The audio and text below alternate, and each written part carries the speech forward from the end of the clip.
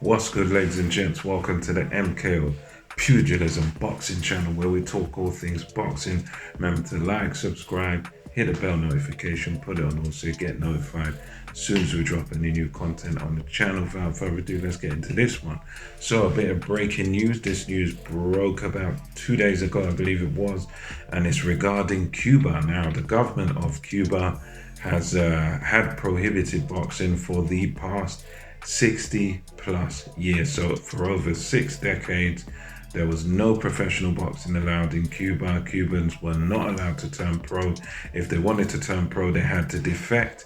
They had to go overseas. Most of them went to Miami and, boxed in America. And we've had some exceptional Cuban professional boxers. So that ban was in place, prohibition for over 60 years. But right as of, days ago or however long it was, now the ban is lifted. Now professional boxing is allowed. It's going to now be sanctioned in Cuba. And these top amateurs now can actually turn over. So I'm going to talk a bit about what this means and give you a few facts and a few things I've learnt about it. From what I understand, there's a collaboration in the works right now between the Cuban government and a company called Golden Ring Promotions. Golden Ring Promotions is actually a Mexican company, and they will host their first show, which, in terms of featuring these Cuban boxers, these elite level amateurs, they're going to about 6 of them are going to be making their debut in a show that's going to be in a place called Aguascalientes in Mexico. And there's a group of about half a dozen of them, about 6 of them are going to make their debut on a card which will be hosted in May, which is next month. So they're going to be on the card there, which is going to actually be taking place in Mexico. And from what I understand, these guys have been training hard in Mexico for the past few months in preparation to make their professional debut. So you get about 6 of them on a card in Mexico. And it's going to be this collaboration between the Golden Ring Promotions, Mexican company, and the Cuban government. So they've also said that there's going to be some other cards that are going to be in the works. So you're looking at least another 3 or 4 cards that hopefully will take place this year. That's according to the Golden Ring president. Something to watch out for in this situation is that I get the feeling, and several others do as well, that this thing, although there's freedom, these guys are getting to box professionally. This situation might be quite a controlled situation in regard to the government. So the government of Cuba is going to have quite a big say in these professional cards. And some have pointed out that, just 3 or 4 cards this year is not going to be nowhere near enough for a nation like Cuba, wherein there's so many exceptional amateur talents that would want to turn over. So this amount of cards is not going to be enough for them.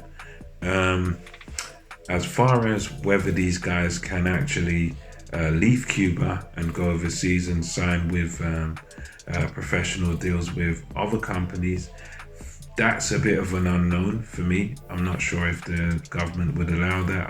I'd probably assume that they'd like to just keep these guys in Cuba under a contract which they are sort of in charge of. So that's what I know of it. It's going to take place next month, so it is going to be an interesting time for boxing. It is going to be it's gonna that's a word for it, really. It's gonna be very interesting to see how these guys transition, and we'll now sort of move on to talk about what this will mean for professional boxing when the Cubans do come.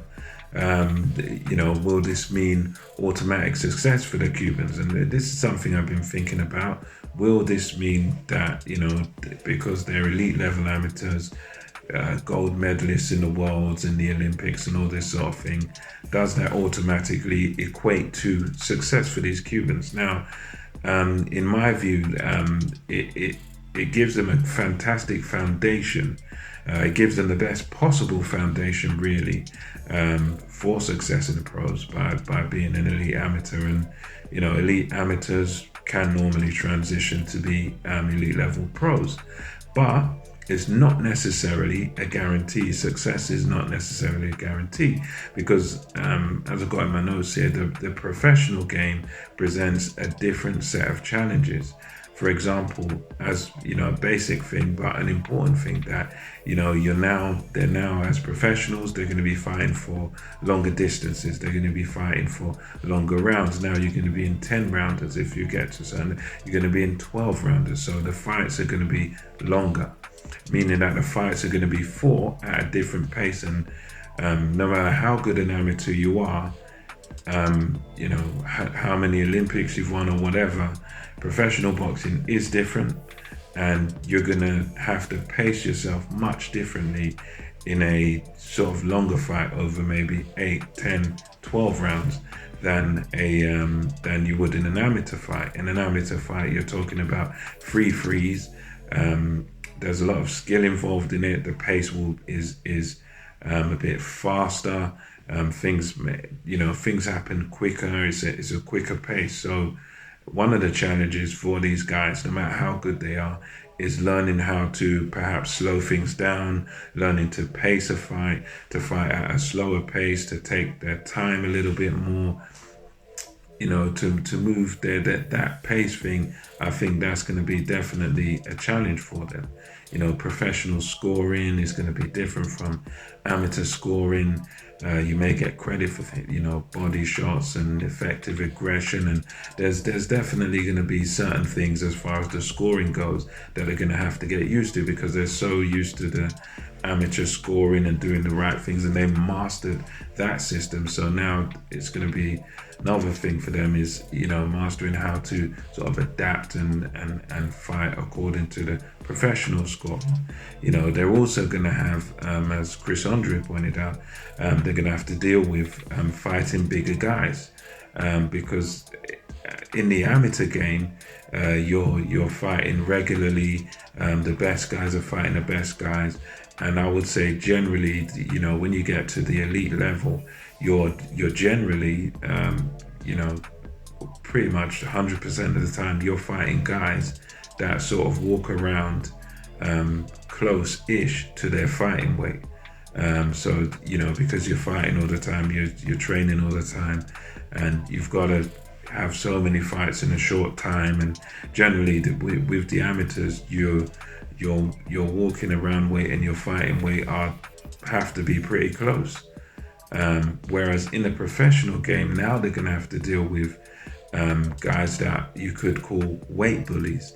And that's all about basically guys that, they're, let's say, guys, 160 pounds as a natural, that's his natural walking around weight. Well, if he's in the professionals, he's not going to fight at that weight.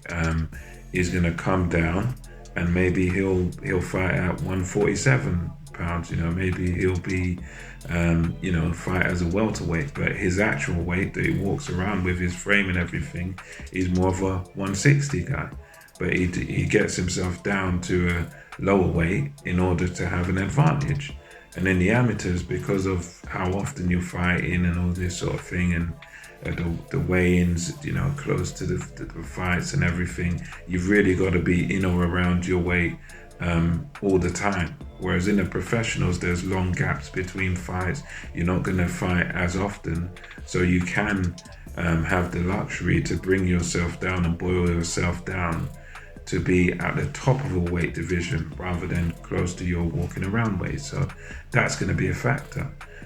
We see that with guys like Canelo's a great example, that he's fights a middleweight, and he's been like 180 pounds when he's he's been in the ring against guys, and there's many professionals who are able to do that, who are able to boil themselves down to a weight, and then when it comes to the fight night or whatever, they're much heavier than what they weighed in at. And that's definitely something that these guys are going to have to adapt to. Big, strong guys who walk around at one weight and then shrink themselves and fight at another weight. So that's another factor. Guys that come down like that. Also, another big thing that they're going to have to deal with is that they've been in Cuba, they've been in the poverty and everything. And one thing with some of the Cuban amateurs, the good ones over the years that have turned over, that have defected, is that the money and the freedom has gone to their head. So that's also going to be another challenge, which is kind of outside of boxing, is these guys are coming out of a very strict situation. The government's very strict, and they've been very limited in terms of what they can and cannot do. So will this freedom that they're now going to have, where they can go, they travel, they're going to be fighting professionally, if they do well, they're going to be making big purses, big money and all that sort of thing.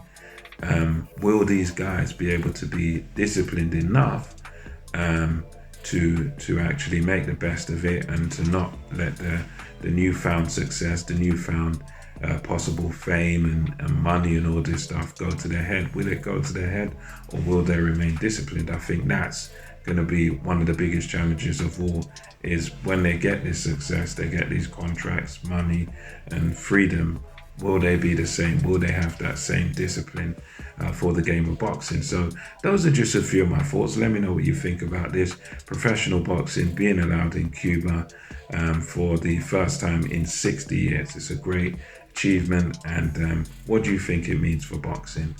Let me know your thoughts in the comment section. And until next time, it's MKO Pugilism, over and out.